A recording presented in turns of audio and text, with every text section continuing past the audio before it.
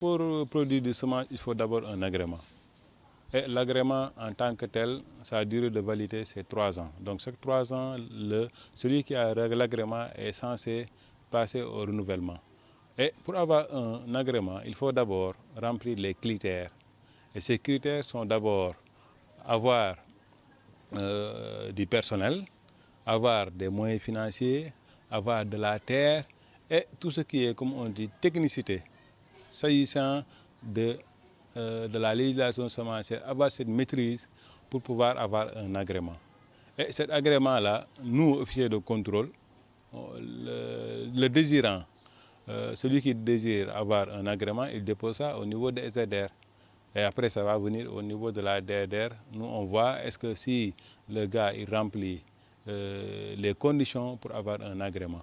Et ces conditions-là, je l'ai dit tantôt, il faut d'abord avoir minimum 2 hectares, être de bonne foi, avoir de la technicité, avoir une équipe technique, avoir financièrement une bonne assise pour pouvoir faire face à la production de semences, parce qu'il faut acheter des semences et autres, il faut acheter des matériels et autres, et tout ça, il faut remplir ces conditions pour qu'on te délivre un agrément dont la validité est de 3 ans. Au niveau du ministère de l'Agriculture, par exemple, il y a la DISEM. Et toutes les activités de la DISEM sont coordonnées au niveau de la région par la DERDER. C'est-à-dire avec les opérateurs semenciers et les coopératives, c'est la DERDER, c'est au niveau de la DERDER qu'on fait les déclarations des cultures. C'est là où on suit la production au niveau des champs, la commercialisation. Aussi, il y a la certification au niveau du laboratoire.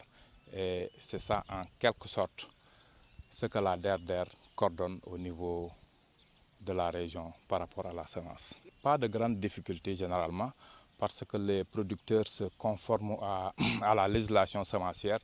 Donc on ne note pas de grandes difficultés par rapport à la production et à la commercialisation.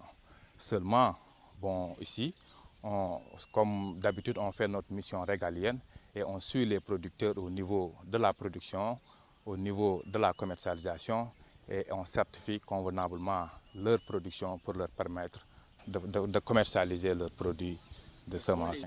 Si vraiment la semence n'est pas conforme par rapport aux normes, là on déclasse cette production et cette production ne sera pas recevable au niveau pour être commercialisée.